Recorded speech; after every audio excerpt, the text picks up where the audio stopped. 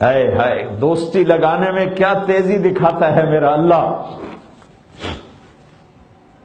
کوئی ہے اس طرح معاف کرنے کے نظام بنائے تو اس رب کی رحمت اور جنت کو کیوں چھوٹا کر دیا کہ ہمارے سوا کوئی جنت میں نہیں جائے گا. ایک دن آئے گا میرا رب کہے گا مالک جنت کا جی ایم، مالک جہنم کا مالک جہنم سے ہر اس بندے کو نکال دو جس نے زندگی میں ایک دفعہ بھی لا الہ الا اللہ کہا یا کبھی میرا ایک دفعہ نام لیا ہو. آج نکال دو اس کو.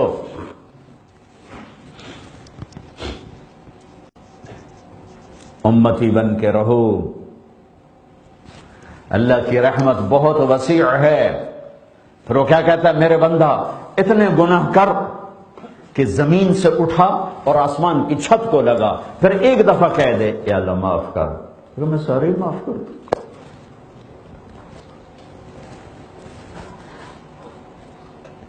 سارے معاف کر دوں. سبحان اللہ.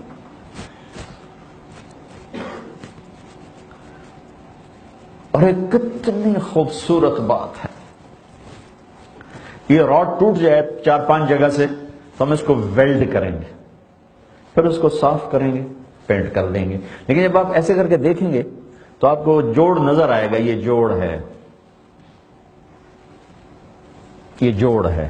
اچھا ٹوٹا ہوا ہے، ہاں ٹوٹا ہوا ہے. تو میرا اللہ کیا کہہ رہا ہے؟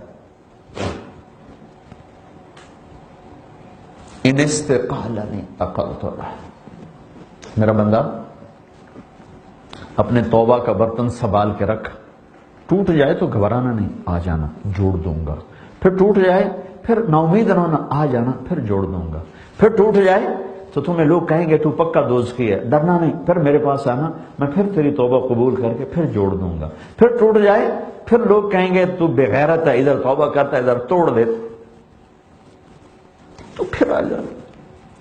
تیری 10,000 دفعہ ٹوٹی ہوئی توبہ کا برتن جب تجھے واپس کروں گا نا تو کوئی جوڑ دیکھ نہ سکے، بے جوڑ کے ہوگی. تیرے کرامن کاتبین کو بھی نہیں پتا ہوگا کہ تیرے ساتھ میں نے کیا کر دیا.